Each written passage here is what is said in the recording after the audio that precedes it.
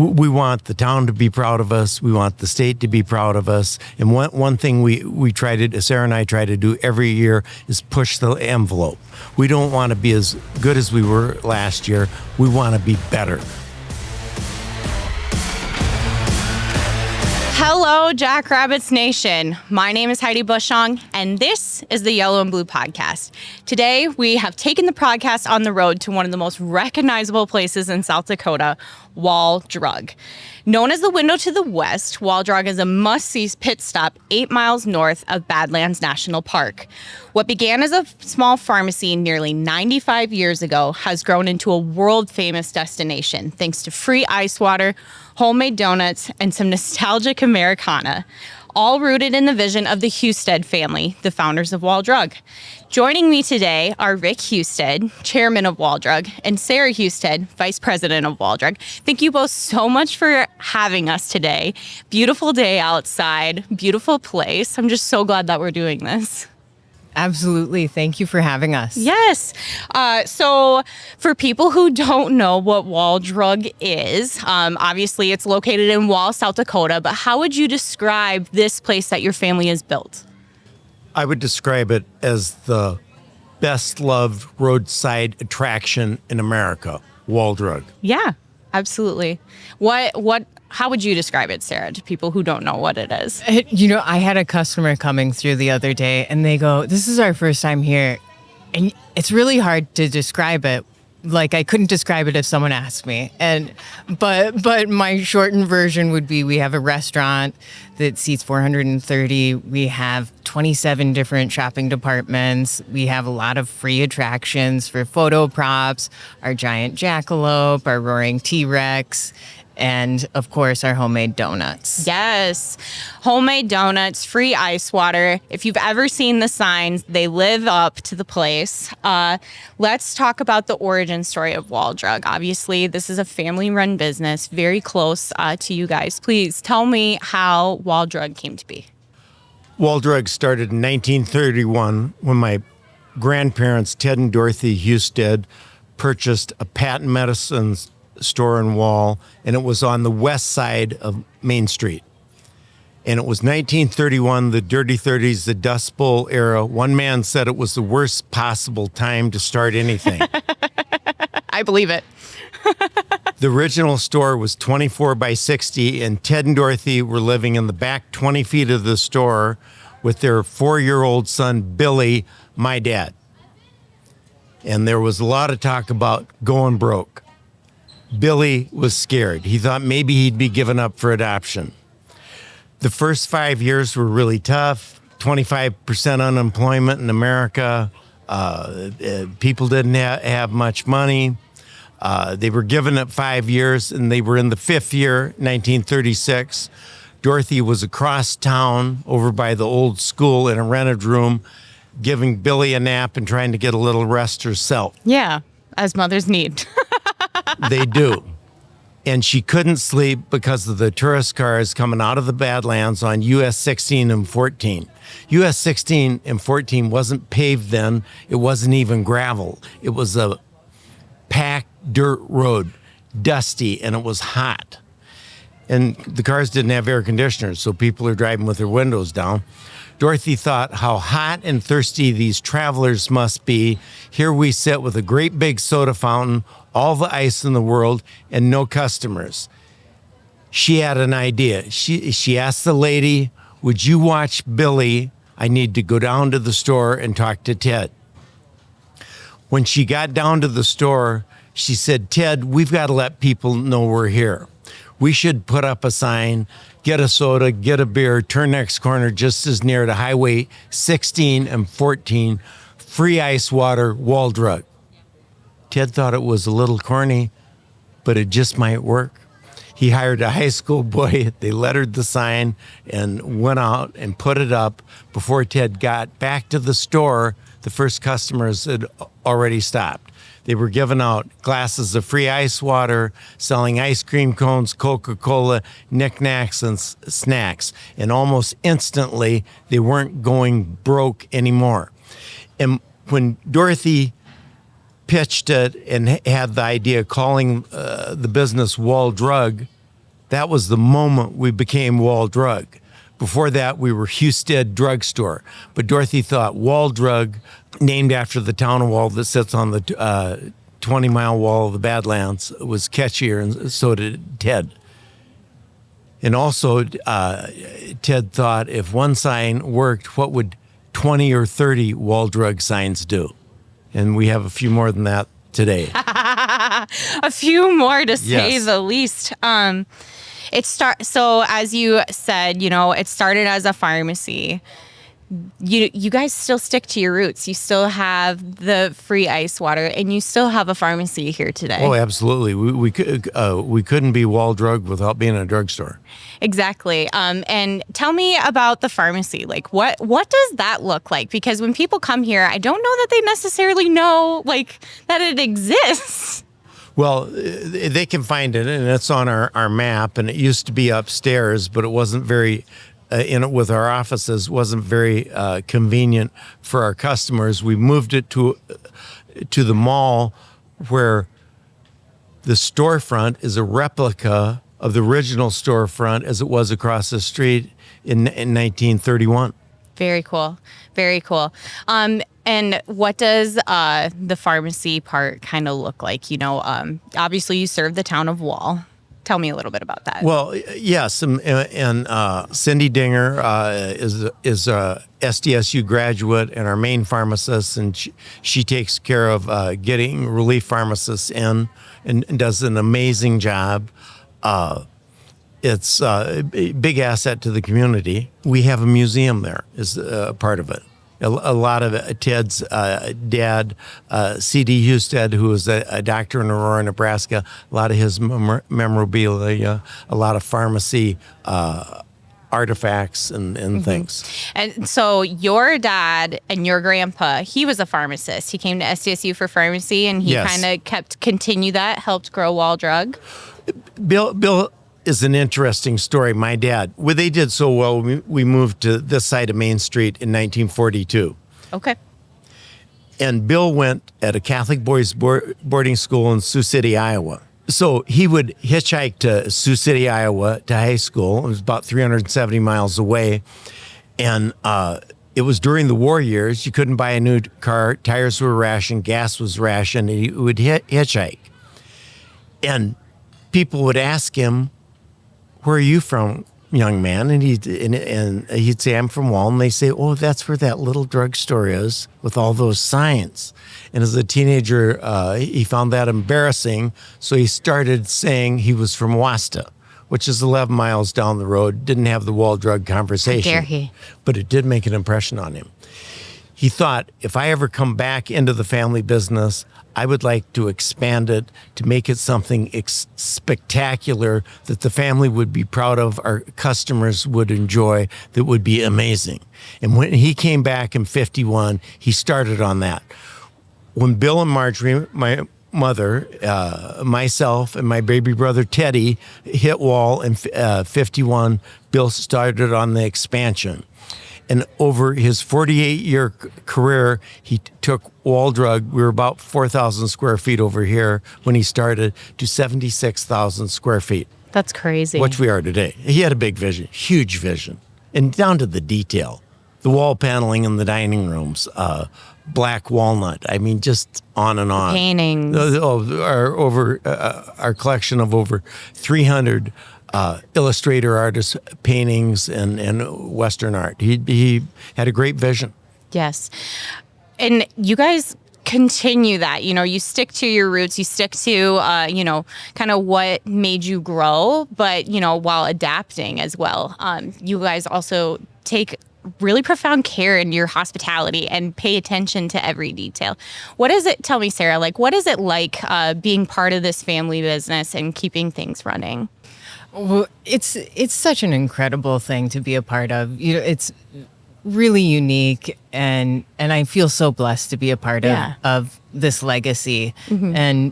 And what I want to do with my time here and with my dad is really learn as much as I can from him. Yeah. And keep doing what we do best and try and do it better, and then also preserve everything that we have made, which is a big task.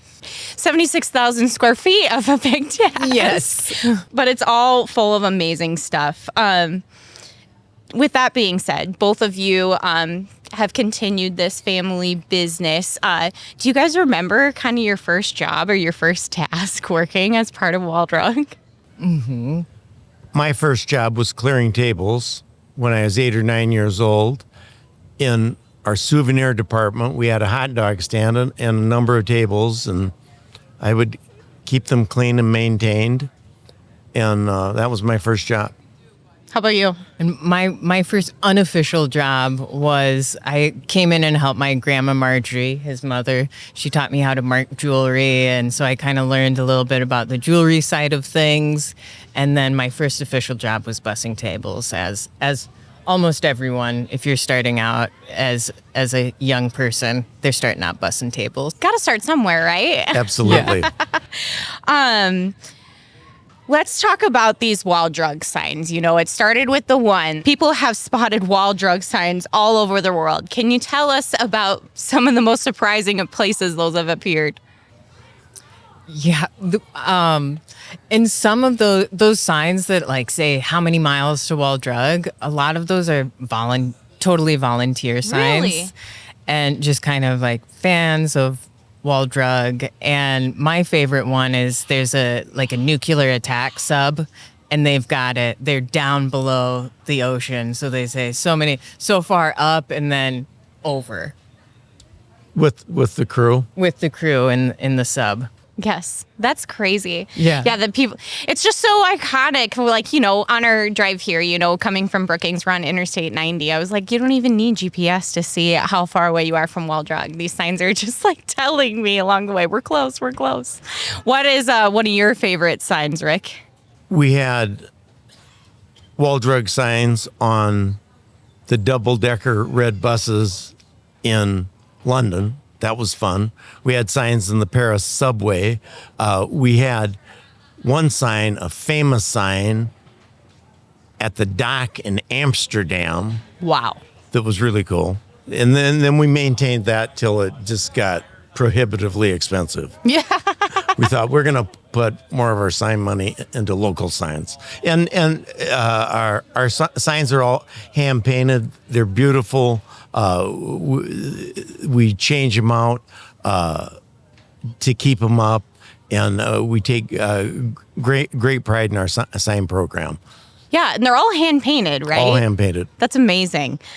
What are some, other than the signs, you know, obviously that's a pretty iconic part, ice, water, donuts. What are some other sought after items or attractions that are a part of Waldrug that people can look forward to when they visit? I think they bring your phone, bring a camera, because you're really going to make a lot of memories. I think that's one super cool thing about we're a multi-generational family business, and we're also welcoming multi-generations of families back. You know, third, fourth generations are coming to visit, and we've maintained the same look and feel so they can recreate a picture from 50 years ago, which is kind of wild. That is so sweet. One might be print, one might be digital, but hey, Yep. they're recreating it. What are some other things that you notice that people look forward to? Well, one thing they look for if they've been here before, my dad always said 50% of our business at Waldrug is repeat business. They've come to Waldrug, they've enjoyed their stop, and they're coming back. And one of the things they most enjoy at Waldrug is how our staff treats them. And we really emphasize that, you know, we have our donuts, there's a lot of things to do and see at Waldrug.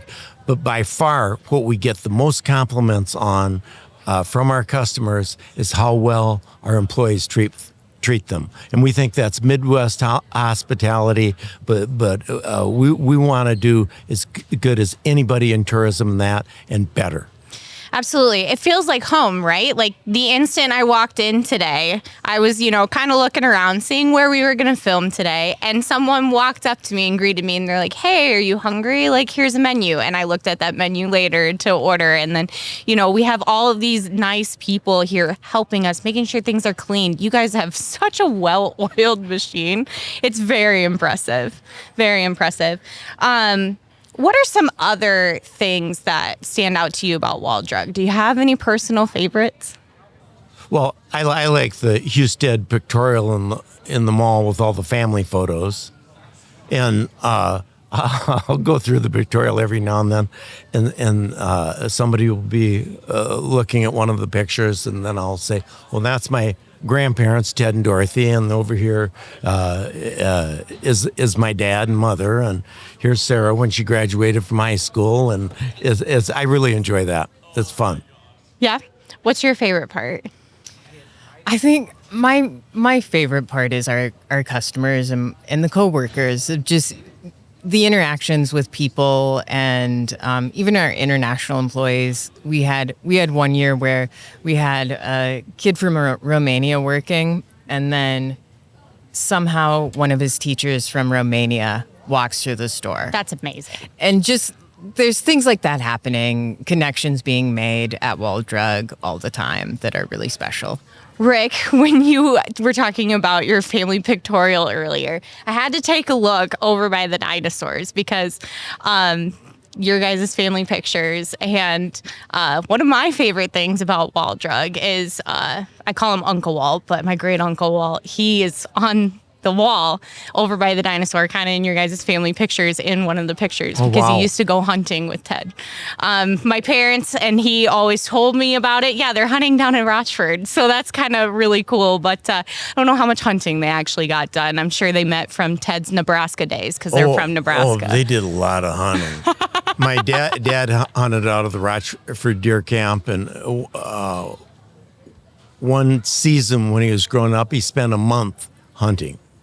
So they really like that. It just shows that, sometimes people always say about South Dakota, no matter where you go, you have some like connection, or, someone knows the same person, mutual person in common. And I just love that. And I definitely feel that when I'm here. With that being said, Wall Drug, obviously, you guys play major parts within your community and within the state. How does a place like this support the community in South Dakota? Well, we try to represent the community of Wall absolutely the best way we can, and the state of South Dakota. And we want the town to be proud of us. We want the state to be proud of us. And one thing we try to, Sarah and I try to do every year, is push the envelope. We don't want to be as good as we were last year. We want to be better. We want to keep improving. We want our traditional experience, and we want to improve on that. Absolutely. Sarah, you serve the state in many ways. How do you look to continue to make a difference through what you do here? I think part of like making a difference is also reporting back to the state and whatever the chamber on how things are going for the tourism industry specifically, and letting them know like this is happening. If you can do anything about, like the H2B program, things like that, that giving feedback on how things are down on the ground is, I think, it's pretty helpful. Tourism obviously is a really large industry in the state, and you guys have really big involvement in that. How have things kind of looked here in the last few years? Well, I think things have looked very well. We always compare to the season before, and year to date, we're up 2.6% over last year, and that's a positive. We're excited about that. It doesn't mean the season's all going to go that way, but it's a pretty good indicator. And part of your guys' service to the community and to the state, you guys have a really good relationship with SDSU. Rick, you're an alum. Bill was an alum. I'm sure there are others within your family as well. Why does the Hustead family look to kind of maintain a relationship with SDSU? Well, we do have a big connection. All our pharmacists over the years came from SDSU, except Ted, my grandfather. All our other pharmacists came from SDSU. So big connection there, huge. And we are a drugstore. I mean, that's our core business. Obviously, we do a lot of other things, but we identify as a drugstore. It's in the name, right? It's in the name. Yeah, we couldn't be Wall Drug without our pharmacists and pharmacy. Perfect. To kind of end, what can people expect when they come to Wall Drug? There truly is so much to offer here. I feel like everywhere I look, I see something different. Right. I think they can expect to kind of be transported back in time somewhat. I think they're coming for a slice of Americana, and I hope that they are leaving with some souvenirs and some really happy memories. Absolutely. And some donuts. Yes. How about you, Rick? What can people expect when they come to Wall Drug? Well, we want them to have a great experience. We want them to have fun. We want them treated very well. Sarah and I are in the restaurant a lot because we wanted it to be a good, positive experience for our customers. I worked with my dad for 18 years, and he told me one time, I always remember this, Rick, if you want the restaurant to run well, I says, yeah, Dad. He says, be in it. And so I try. I'm there. I can it attest makes a to difference. that. I saw it is not very often that you see the CEO of a place getting down and taking orders and serving with people and cleaning off tables. And Rick, you're that guy. Well, I like doing it, and I know, and Sarah's in there all the time, and I know it ensures, and we have a great staff, and they wanna, but the owners really care and have a vision, and we want people's good Wall Drug experience to really start in the restaurant and then go shopping. Absolutely. Anything else you want to add? Rick being in the restaurant, he really is. And last year he decided to, every time someone asked, what kind of donut should I get? He just defaulted to going, Maple's the best. And said it every single time he was selling a donut. And so then we have, students that are watching him and they're repeating back what Rick is saying. And typically, on every record I have, chocolate outsells maple, even though if you're a South Dakota native, you think maple's the best. Last year was the first year maple outsold the chocolate. And just because... Just really shows word of mouth works sometimes, right? Well, yeah, and you're talking to the customers, and you're engaging them, and we've got great donuts, and just throw that in there, that because maple is the most unique. Anyway, it did have an impact. Always making an impact. Thank you so much, Rick and Sarah, for sharing your time and the incredible story about Wall Drug. Speaking of donuts, I think I hear some calling my name. Until next time, see you later, Jackrabbits.